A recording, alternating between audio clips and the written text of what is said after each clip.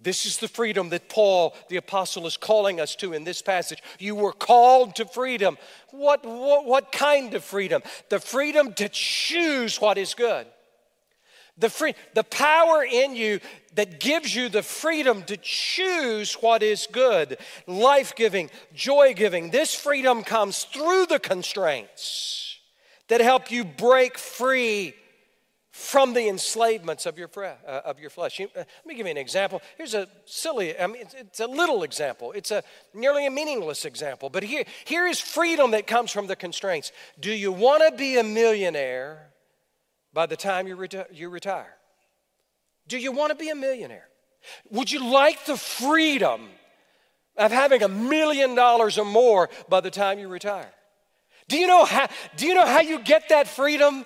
The constraints that you put on your life at 28 years old to put away and to live frugally. And when all your neighbors are buying a brand new cars that cost what my first house cost,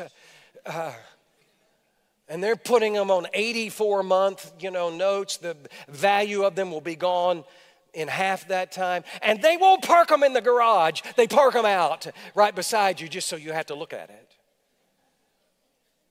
Yeah, your pathway to freedom is keep driving that clunker, man. That's your pathway to freedom. It's the constraint. Listen, it's choosing wise constraints to give you freedom later. I love all kinds of music. One of my favorites is I really love just great piano pieces. Honestly, it just does something great for my spirit. Pray for BJ, my wife. She has to listen to all that all the time, right? And I would just love to be able to play just in such a beautiful and free way. And you know what? I can have that freedom after 10,000 hours of scales. I can get that freedom. It comes from the constraints, the wise constraints that you put on your life. It's the freedom to choose what is good. And so Paul tells us there are outcomes to this kind of freedom too.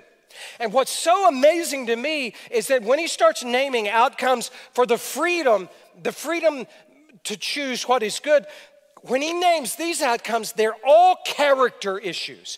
They're all character qualities. They are all a way that you are transformed in your character from the inside out. And it turns out that what gives you flourishing life and what gives you joy and what gives you happiness is actually who you become, not what you have.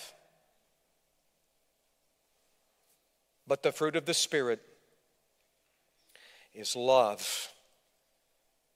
Connected to what he said at the beginning. Don't use your freedom as an opportunity for flesh, but in self-giving love. And it's joy, peace, patience, kindness, goodness, faithfulness, gentleness, self-control. Against such things, there's more. Against such things, there's no law.